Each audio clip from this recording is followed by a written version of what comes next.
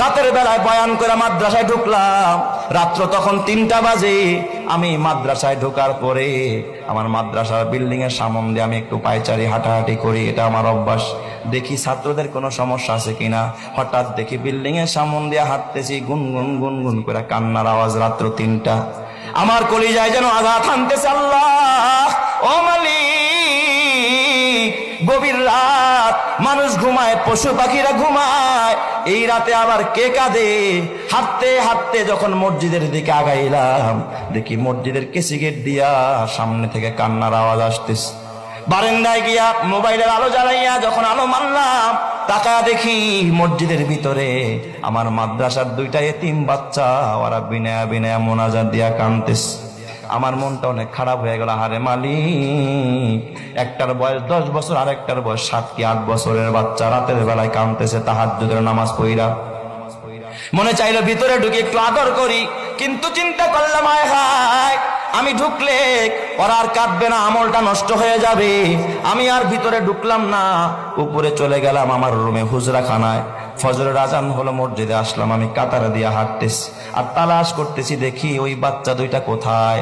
হঠাৎ দেখি বাচ্চা 2টা মসজিদের পিছনের সফে, ওরা আমার মসজিদে ফজরের পর সূরা ইয়াসিনের আমল হয়, আসমায়ে হুসনার আমল হয়। ওই বাচ্চা 2টা সূরা ইয়াসিন পড়তেছে। আমি একটা ছেলের মাথায় হাত দিয়া বললাম, বাজান, দোয়া শেষ হইলে তোমরা 2জন আমার রুমে আসবা, তোমাদের সাথে আমার পার্সোনাল কিছু কথা আছে। ওরা 2জন দোয়া শেষ করে আমার রুমে গেছে।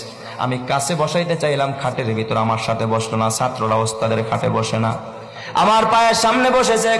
বড় ছেলেটা বয়স 10 বছর হবে, ছোটটার বয়স 7 কি 8 বছর। জিজ্ঞাসা করলাম মাথায় হাত দিয়া, বাজান, রাতের বেলায় তোমাদের 2জনকে কাঁদতে দেখছি, কারণটা কি খুলে বলো। বড় ছেলেটাই জিজ্ঞাসা করার সঙ্গে সঙ্গে তাকায় দেখি হাউমাউ করে কাঁদতেছে, গাল বায়া বায়া পানির ফোঁটা পড়তেছে। আমার ডাক দিয়া, হুজুর আপনি কি চিনেন না? আমরা 2জন আপন ভাই, এটা আমার ছোট ভাই, আমার বাবা আজকে দুনিয়াতে বাইচা নাই।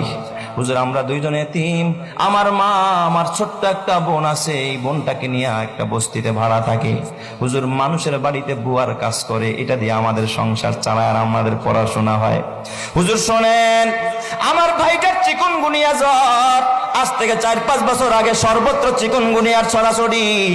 হুজুর আমার ভাইটা বোর্ডিং এর খাবার, এত নরমাল খাবার আমার ভাইটা কোনোদিন 1 লোকমা, কোনোদিন আধা লোকমা, কোনোদিন একটু ডাইলের পানি চুমুক দিয়া খায়। জ্বরের মানুষ, 7 বছরের বাচ্চারে মা বাবারা নুডলস রান্না করে খাওয়ায়, হরলিক্স খাওয়ায়, গরম পানিতে গোসল করায়, মা নিজে খাওয়ায়া দেয়। ওই বাচ্চা মা বাবা সারা বাচ্চা।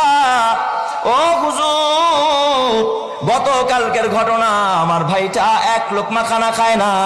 বিকেল বেলা দেখি আমার ভাইটা হেলে দুলে পড়ে যায়।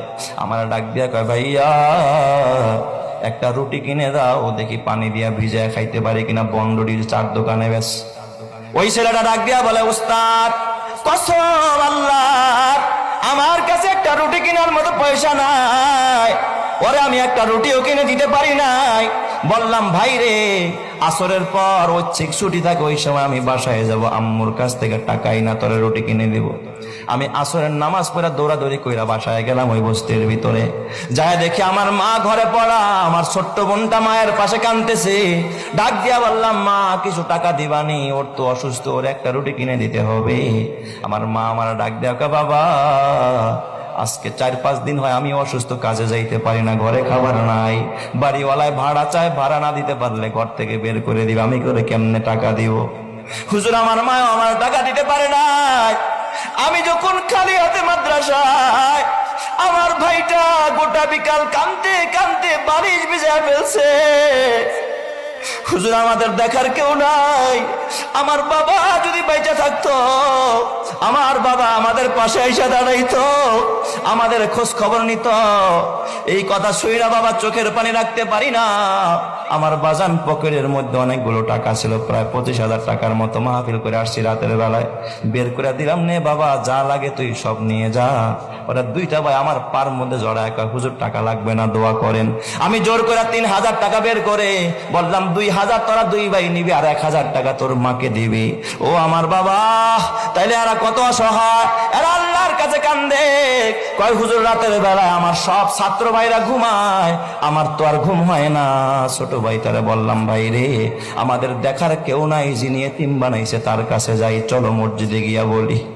তাই আল্লাহর কাছে একটু কান্দা কান্দা বললাম, ও আমার বাজার, ওদের প্রতি খেয়াল রাখ। আল্লাহর নবী কয়, আনা ওয়া কাফিলুল ইয়াতিমি কাহাতাইনি ফিল জান্নাহ। আল্লাহর নবী কয়, আমি মুহাম্মদ এতিম ছিলাম, যারা এতিমকে লালন পালন করবে, এতিমের জন্য ঘর বানাবি, খাবারের ব্যবস্থা করবি, আমি মুহাম্মদ ওয়াদা দিলাম 2 আঙ্গুল যেমন পাশাপাশি, যারা এতিমের লালন পালন করে আমি মুহাম্মদ তারে নিয়ে একই সাথে এইভাবে পাশাপাশি একই জান্নাতের ভিতরে থাকবো। সুবহানাল্লাহ। আল্লাহর নবী কয়, আনা ওয়া কাফিলুল ইয়াতিমি কাহাতাইনি ফিল জান্নাহ।